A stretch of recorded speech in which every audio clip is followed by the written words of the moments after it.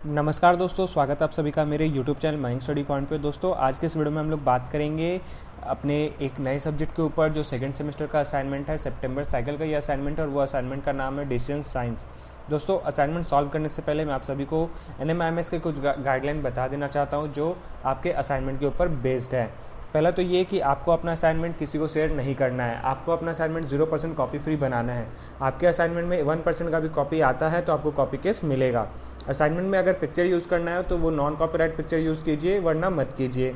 अगर असाइनमेंट में आप किसी तरह का डायग्राम यूज़ करें तो डायग्राम खुद से बनाइए, कहीं और से कॉपी मत कीजिए। असाइनमेंट का जो फॉन्ट होने वाला है वो एरियल या फिर टाइम्स न्यू रोमन का रखिएगा और उसका साइज़ 12 रखिएगा और सेंटेंस गैप आप लोग दे सकते हो तो 1.5 का। सेंटेंस को हाईलाइट करने के लिए आपसे बोल्ड बटन का यूज़ कीजिएगा और किसी कलर का यूज़ मत कीजिएगा।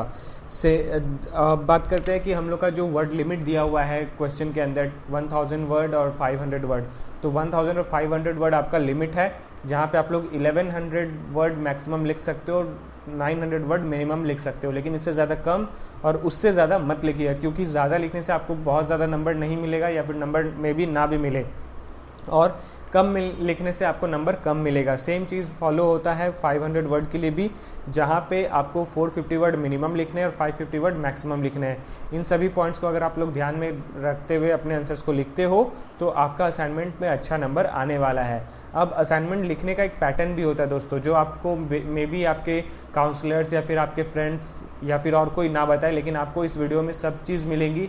साथ में मैं आपको ये भी रेफ़र करूँगा कि डिस्क्रिप्शन में एक टेलीग्राम चैनल का लिंक है, जो मेरा ही चैनल का लिंक है।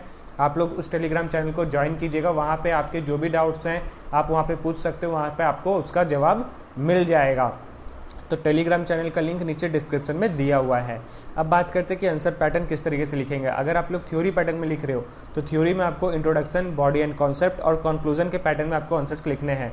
और अगर न्यूमेरिकल में लिख रहे हो तो इंट्रोडक्शन, कैलकुलेशन और कंक्लूजन के पैटर्न पे आपको अपने आंसर्स को लिखने होंगे। तो ये पैटर्न को अगर आप फॉलो करते हो और इस तरीके से प्रोसेस जो मैंने आपको टर्म्स एंड कंडीशंस बताए उन सबको फॉलो करते हो तो आपका असाइनमेंट में अच्छा मार्क्स आने वाला है। काफ़ी स्टूडेंट्स ऐसे भी करते हैं जो अपने आप को बहुत ज़्यादा स्मार्ट समझते हैं।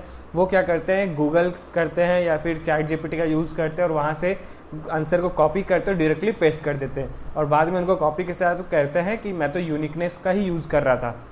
तो दोस्तों ये यूनिकनेस नहीं होता है।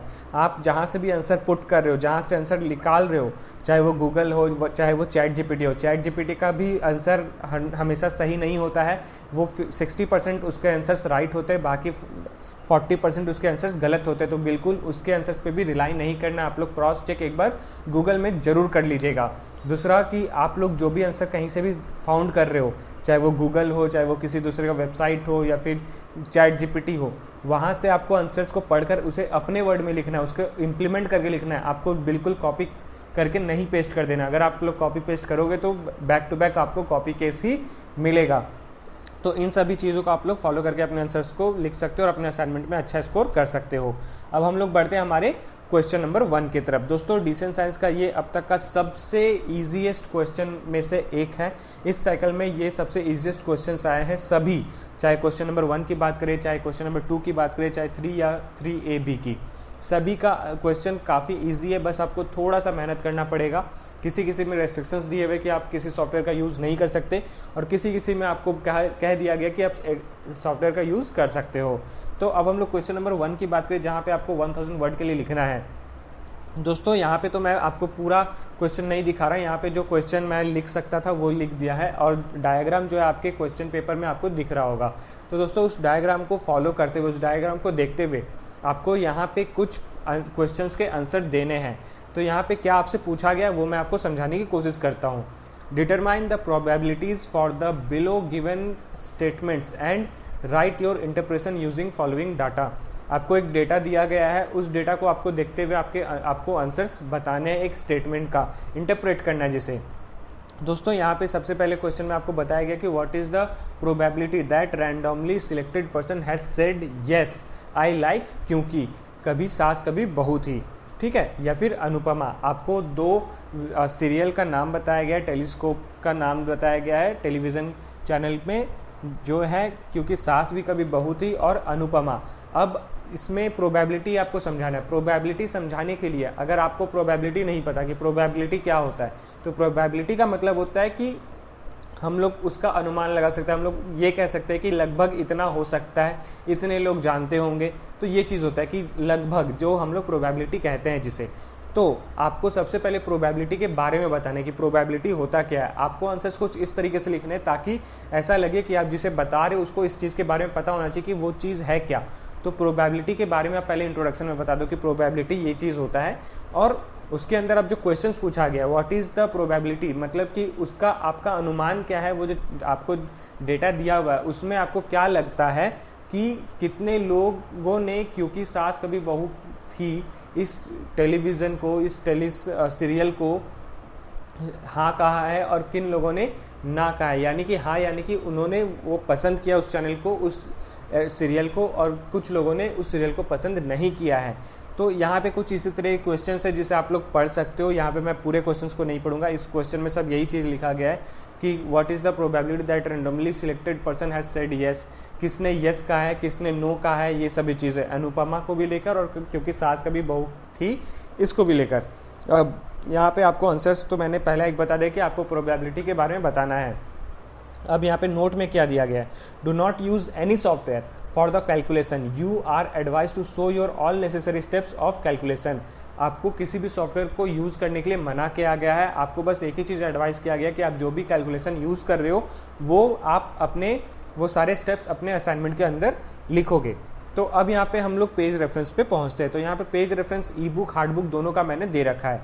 पेज रेफरेंस ई बुक के लिए 123 पे जाएंगे और हार्ड बुक के लिए 117 पेज पे जाएंगे, जहाँ पे हम लोग को जॉइंट प्रोबेबिलिटी टेबल के बारे में बताना है। तो पहले आप प्रोबेबिलिटी बता दो कि क्या होता है और उसके बाद हम लोग 123 पेज पे चलते हैं। तो यहाँ पे मैंने ई बुक ऑलरेडी खोल कर रखा हुआ है और यहाँ पे 123 पेज पे हम लोग आ गए, जहाँ पे आपको 4.5.1 में जॉइंट प्रोबेबिलिटी टेबल बताया गया है। इस टेबल में आपको वही सेम डायग्राम दिया गया है और इसी डायग्राम को देखते हुए समझते हुए ये जो पैसेज मैंने नीचे दिखाया है, ये पैसेज को पढ़ते हुए आपको ये डायग्राम समझना है और नीचे उसका सॉल्यूशन भी दिया हुआ है किस तरीके से हम लोग उसको सॉल्व करेंगे। तो आपका और इसका डिफरेंट है, लेकिन आपका जो सॉल्यूशन होने वाला है वो कुछ इसी तरीके से होने वाला है, कुछ इसी स्टेप्स पे होने वाला है। तो आपको इन्हीं सब को ध्यान में रखते हुए अपने आंसर्स को लिखने हैं। तो आप लोग पेज नंबर 123 और पेज नंबर 124 का यूज़ करके उसे समझकर, उसके प्रोसेस को समझकर अपने आंसर्स को लिखेंगे। तो ये आपका क्वेश्चन नंबर 1 जो है वो सॉल्व हो गया। अब हम लोग क्वेश्चन नंबर 2 की तरफ बढ़ते हैं। क्वेश्चन नंबर 2 में क्या बताया गया, calculate the correlation among all possible combinations of variables using the following data and write your interpretation. आपको यहाँ पे एक डेटा दिया गया है जहाँ पे डिफरेंट स्टेट्स के बारे में बताया गया है, जहाँ पे आरबीआई ने अपना कुछ जहाँ पे किन लोगों ने लोन लिया है, किन लोगों ने पैसे चुकाए हैं, किन लोगों के कितने अकाउंट्स हैं, ये सभी चीज़ों का डेटा एक दिया है। तो वो डेटा को आपको कोरिलेशन में कैलकुलेट करना है। आपको मैं एक बार डेटा दिखा दूँ तो मेरा यहाँ पे सॉफ्टवेयर में खुला हुआ है, मुझको एक स्टूडेंट ने भेजा था, मैं उसे बहुत बहुत धन्यवाद कहता हूँ कि आप लोगों ने मुझको यहाँ तक एक कंटेंट बनाने के लिए ये अपॉर्चुनिटी दिया है ताकि मैं आपके लिए ये कंटेंट बना सकूँ। तो ये आपको एक डेटा दिया हुआ है जिसमें आपको कैलकुलेट करके बताना है कोरिलेशन। तो दोस्तों सबसे पहले आप जब एक्सेल में इसे लिखोगे तो एक्सेल में आपको पहले ये पूरा डेटा लिख देना है। डेटा लिखने के बाद आपको एक्स और वाई और एक्स स्क्वायर और एक्स वाई या फिर वाई स्क्वायर और एक्स वाई लिखना है। एक्सेल के अंदर एक डेटा बनाना है कोरिलेशन, जो आपको मैं पेज रेफरेंस देने वाला हूँ उसके अंदर भी आपको पता चल जाए कि क्या क्या चीज़ें आपको डालनी है। तो आपका जो एक्स होने वाला है वो होने वाला है ये वाला part, urban number of bank office, ये जो आपको दिख रहा है urban number of bank offices, ये होने वाला है एक्स का पार्ट। और बाकी जो अर्बन अमाउंट क्रेडिट है, अर्बन अमाउंट डिपॉजिट है, अर्बन नंबर ऑफ अकाउंट्स जो है वो वाई होने वाला है। ये सभी चीज़ें वाई होने वाली है। आपको हर बार एक नया चार्ट बनाना है जहाँ पे आपका एक्स बैंक ऑफिसेस होने वाला है और आपका वाई अर्बन अमाउंट क्रेडिट होगा, कभी कभी डिपॉजिट होगा और कभी अकाउंट्स होगा। इन सभी का आपको कैलकुलेट करना है, एक एक करके चार्ट बनाना है एक्सेल के अंदर और उसे कोरिलेशन कैलकुलेट करना है। तो ये आपका मैंने बता दिया किस तरीके से करना है। अब हम लोग इसे एक्चुअल फॉर्मेट में देखते हैं। तो इसका पेज रेफरेंस मैंने दे रखा है यहाँ पे, ई बुक हार्ड बुक दोनों का। तो पेज रेफरेंस 277 पे चलते हैं हम लोग यहाँ पे। तो ई बुक में आ गए हम लोग और 277 पेज के अंदर अब हम लोग चलते हैं, 277 पेज। अब यहाँ पे जब हम लोग कोरिलेशन के पास पहुँचे तो 7.2 में आपको कोरिलेशन के बारे में पहले बताना कि आप कोरिलेशन के बारे में बता दीजिए। कोरिलेशन बताने के बाद ठीक उसके नीचे आपको उसका फार्मूला दिया हुआ है, वो फार्मूला के बारे में आप बता दीजिए, और ठीक उसके नीचे आपको कैलकुलेशंस बताए गए हैं, किस तरीके से हम लोग कैलकुलेशन देंगे, एक एग्जाम्पल के तौर पे आपको दिया गया है। तो उसी एग्जाम्पल का यूज़ करते हुए आपको अपने आंसर्स को बनाने, अपने आंसर्स को भी कंप्लीट करना है। तो इसका आप लोग, जैसे मैंने बता रहा था कि आपको एक्स स्क्वायर वाई स्क्वायर बनाना है, और आपका ये एक्स है, देखिए इंटरेस्ट रेट यहाँ पे एक्स है, फ्यूचर्स इंडेक्स वाई है, तो ये डेटा को आपको एक्स और वाई पे बनाना है और उसके बाद उसे कैलकुलेट करना है, एक्स स्क्वायर वाई स्क्वायर और एक्स वाई, ये किस तरीके से प्रोसेस चलेगा, सभी चीज़ यहाँ पे आपको बताया गया है। तो ये क्वेश्चन नंबर 2 आपको मैंने सॉल्व करके बता दिया। अगर आपका कुछ डाउट होता है तो आप हमारे टेलीग्राम चैनल से कनेक्ट होकर वहाँ पे हम लोग से पूछ सकते हो। अब हम लोग क्वेश्चन नंबर 3A और 3B की तरफ पहुँचते हैं, जहाँ पे आपको 500 वर्ड ईच आंसर्स लिखने हैं और 450 मिनिमम आप लोग लिख सकते हो, 550 मैक्सिमम लिख सकते हो। तो यहाँ पे अब आपसे पूछा गया है कि in Maharashtra there are 20 big companies in IT sector. Maharashtra में 20 बड़े IT कंपनीज हैं। Out of this 15 companies are in Mumbai, जिसमें से 15 कंपनी जो है वो मुंबई में। दोस्तों अगर आप लोग मुंबई में रहते हो तो आपको तो पता है कि महाराष्ट्र डिफरेंट हो जाता है थोड़ा सा और मुंबई थोड़ा सा डिफरेंट हो जाता है, लेकिन जो लोग नहीं रहते मैं आपको यहाँ पे बता देता हूँ कि Mumbai is different and Maharashtra is different. जहाँ पे आपको ये बताया गया कि टोटल एक महाराष्ट्र में कंपनीज है IT सेक्टर की जो 20 कंपनीज है, जिसमें से 15 कंपनीज मुंबई में है और कुछ 5 कंपनियाँ वो महाराष्ट्र में है, ठीक है, महाराष्ट्र डिवीज़न में है। तो आपको इसमें से उन 15 कंपनी या फिर उन 20 कंपनीज में से ऐसे कंपनी सिलेक्ट करने हैं जिसका 3 कंपनी आपको बार बार मुंबई में ही दिखे। मतलब कि वो 3 कंपनी में अगर आप 3 कंपनी को सिलेक्ट करते हो, उस 3 कंपनी में आपको 2 कंपनी जो है वो मुंबई का दिखना चाहिए। ऐसा ना हो कि मतलब पूरा महाराष्ट्र का ही आप बता दिए, ऐसे नहीं। आपके पास 20 कंपनीज है, सपोज कीजिए कि आपके पास 20 डिफरेंट फ्लेवर के चॉकलेट्स हैं और जिसमें से 15 चॉकलेट्स आपके सेम कलर सेम फ्लेवर के हैं, ऑरेंज फ्लेवर के, और 5 अलग फ्लेवर के हैं, मैंगो के हो सकते हैं, लेमन के हो सकते हैं, मिंट हो सकता है, कुछ भी, ठीक है। अब उन टॉफ़ीज़ में से आप ऐसे कौन कौन से टॉफ़ीज़ उठाएंगे जिनका रैपर सब सेम है। अब उन रैपर्स में से आपको 3 ऐसे टॉफ़ीज़ उठाने जिसके 2 टॉफ़ीज़ सेम फ्लेवर के होने वाले और 1 टॉफ़ी डिफरेंट फ्लेवर का होने वाला है, ऐसा। तो इसी तरीके से आपको इसके अंदर भी करना है कि 3 कंपनीज आपको सिलेक्ट करनी है जिसमें से 2 IT कंपनी मुंबई के होने वाले हैं और 1 महाराष्ट्र के होने वाले हैं। तो इसका यूज़ करके आपको आंसर्स को लिखना है। तो यहाँ पे आपको बताया do not use any software for the calculation, you are advise to show all necessary steps of calculations. अब आपको यहाँ पे क्या बताया गया कि आप किसी सॉफ्टवेयर का यूज़ नहीं करोगे, आप जो भी स्टेप्स फॉलो कर रहे हो, जो भी स्टेप्स आप कैलकुलेट कर रहे हो, वो आप पूरा असाइनमेंट के अंदर दिखा दीजिए। तो इसका पेज रेफरेंस मैंने दे रखा है। देखिए दोस्तों, डिस्टेंस साइंस एक ऐसा सब्जेक्ट है जो आपको बिल्कुल ही बुक से नहीं मिलेगा, आपको थोड़ा बहुत पढ़ना पड़ेगा। क्लास अभी भी आपने स्टार्ट नहीं किया तो क्लास तो करना पड़ेगा। आपके कुछ डाउट्स होते हैं तो आप लोग पूछ सकते हो, अपने टीचर से, मुझसे पूछ सकते हो। और आपको असाइनमेंट में जो भी है बिल्कुल ही बुक से नहीं मिलेगा, आपको डिफरेंट जगह से भी उसका सोर्स निकालना होगा और वहाँ से भी आपको पढ़कर समझकर अपने हिसाब से आंसर्स को लिखने होंगे। तो यहाँ पे मैं बस आपको हेल्प कर रहा हूँ कि आप किस तरीके से आंसर को लिख सकते हो, उस आंसर को कैसे लिखना है वो मैं समझा रहा हूँ कि आप इसका एग्जाम्पल लेकर आप आंसर्स को लिख सकते हो। तो यहाँ पर हम लोग 112 पेज में चलते हैं। तो 112 पेज में हम लोग आ गए, 112 पेज में आ गए जहाँ पे आपको सैम्पल स्पेस के बारे में आपको बताना है और उसके बाद इसी चीज़ को आपको फॉलो करते हुए अपने स्टेप्स को लिखने हैं, जहाँ पे आपको एक प्रोबेबिलिटी ट्री बनाकर बताना है कि इतने लोगों ने कहा कि 15 IT सेक्टर में से 2 कंपनीज मुंबई में है और 1 कंपनी महाराष्ट्र में है।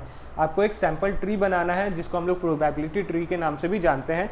इस तरीके से आपको बनाकर इसे सॉल्व करना है, जहाँ पे आपको एक छोटा सा पार्ट यहाँ पे आपके बुक में दिया गया है 112 पेज के अंदर। लेकिन आप लोग इसे अगर डिटेल में समझना चाहते हो तो यूट्यूब कर सकते हो या फिर आप लोग गूगल में जाके इसके बारे में जान सकते हो।